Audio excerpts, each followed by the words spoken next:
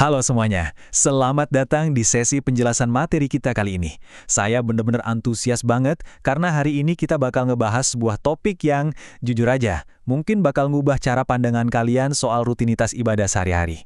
Pernah kepikiran gak sih dari mana asal-usul atau sejarah lengkap ibadah yang kita lakuin sekarang?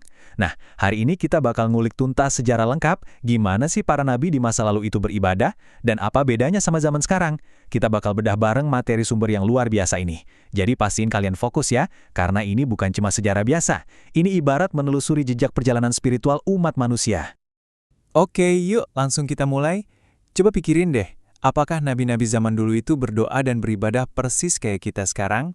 Buat sebagian besar dari kita, ibadah harian kayak sholat 5 waktu misalnya, itu kan udah jadi semacam otomatisasi ya. Kita lahir, diajarin aturannya, terus ya udah kita lakuin aja.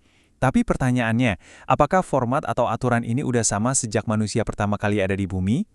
Wajar banget sih kalau kita mikir gitu, tapi ternyata sejarah ngasih tahu kita kisah yang jauh lebih dinamis. Konsep ibadah itu sendiri udah ngelewatin proses perjalanan yang panjang banget sebelum akhirnya jadi format yang kita kenal sekarang ini. Buat lebih gampang mahaminnya, kita lihat peta kronologis sejarah lengkapnya di sini.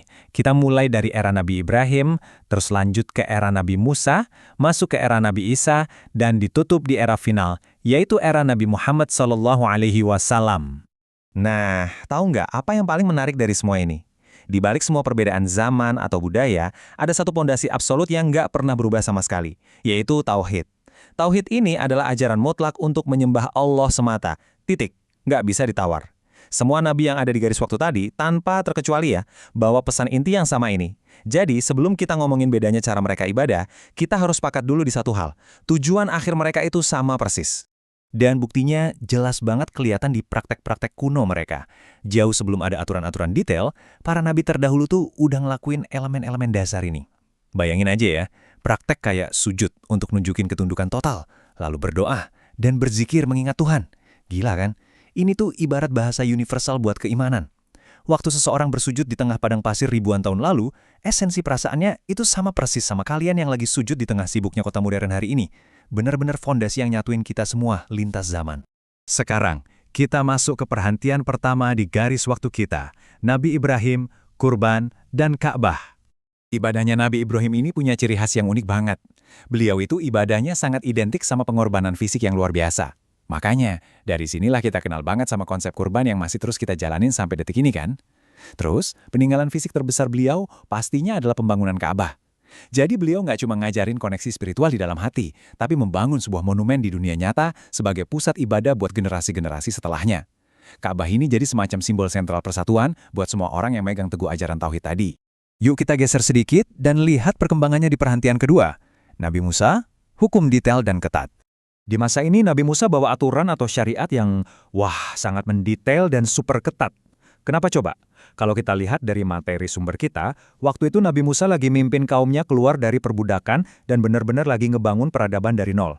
Masyarakat yang baru aja merdeka ini jelas butuh struktur, butuh disiplin, dan panduan yang ketat biar nggak balik lagi ke kebiasaan buruk masa lalu. Makanya wajar aja kalau cara ibadah mereka saat itu dipenuhi sama protokol-protokol ketat, aturan kebersihan yang spesifik, sampai hukum buat ngatur kehidupan sehari-hari demi ngejaga kemurnian iman mereka. Terus sejarah berlanjut, kita maju ke era berikutnya. Nabi Isa, hati tulus dan penuh kasih. Coba deh kalian bandingin ini sama eranya Nabi Musa tadi. Di sini ada pergeseran fokus yang jujur aja indah banget. Kalau zamannya Musa itu penuh sama aturan hukum yang ketat buat ngedisiplinin masyarakat, Nabi Isa ini hadir di tengah masyarakat yang mungkin ibaratnya udah terlalu kaku ya. Mereka hafal teks hukum tapi kehilangan esensi spiritualnya. Nah makanya ajaran dan ibadah di era Nabi Isa ini nekenin banget soal kondisi internal manusia, yaitu soal ketulusan, kasih sayang, dan kebersihan hati. Ibadah tuh bukan sekedar gerakan fisik yang benar aja, tapi gimana ritual itu bisa mengubah hati kita jadi lebih penuh kasih ke sesama manusia. Nah, ini ngebawa kita ke sebuah pertanyaan yang super kritis. Kalau mereka semua, dari Ibrahim sampai Isa, itu ngajarin tauhid, kok cara ibadahnya bisa beda-beda sih? Kenapa awalnya ada pengorbanan monumental, terus berubah jadi aturan super ketat, terus berubah lagi jadi penekanan di kelembutan hati? Masuk akal banget kan kalau kalian nanya gitu? Yuk, kita bedah alasan teologis di balik berubah-ubahnya hukum ini.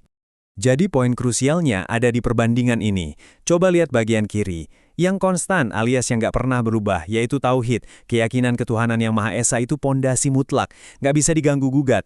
Tapi sekarang lihat di sebelah kanan, yang variabel yaitu aturan atau syariat ibadahnya. Hukum-hukum ini memang sengaja disesuaikan oleh Tuhan sama kondisi psikologis dan tantangan yang spesifik dari masing-masing kaum di zaman itu.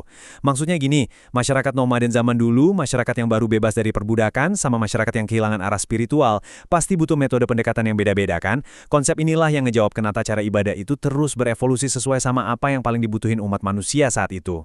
Dan evolusi ini akhirnya bawa sejarah kita sampai di puncaknya. Nabi Muhammad SAW, syariat final dan sempurna. Di titik ini, secara brilian kita bisa lihat gimana ajaran Islam itu bertindak sebagai penyempurna. Nabi Muhammad SAW datang bawa syariat yang paling lengkap dan final. Aturan ini udah nggak lagi dikhususkan buat satu suku doang atau buat era tertentu aja, tapi dirancang buat universal, buat seluruh umat manusia sampai akhir zaman.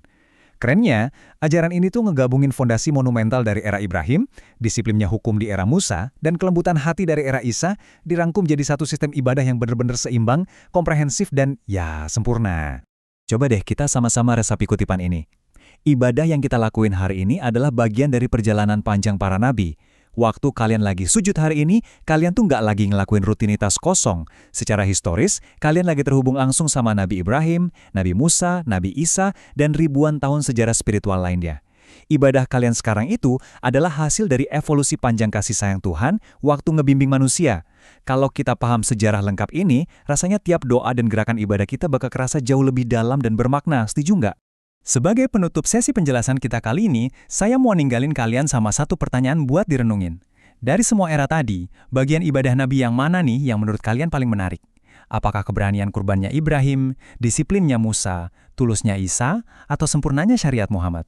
Coba deh dipikirin. Sejarah lengkap kayak gini tuh sayang banget kalau cuma lewat gitu aja. Teruslah belajar, terus explore, dan biarin sejarah ini bikin pengalaman ibadah harian kalian makin luar biasa. Makasih banyak udah ngikutin sesi kali ini, dan sampai ketemu di penjelasan materi seru kita selanjutnya.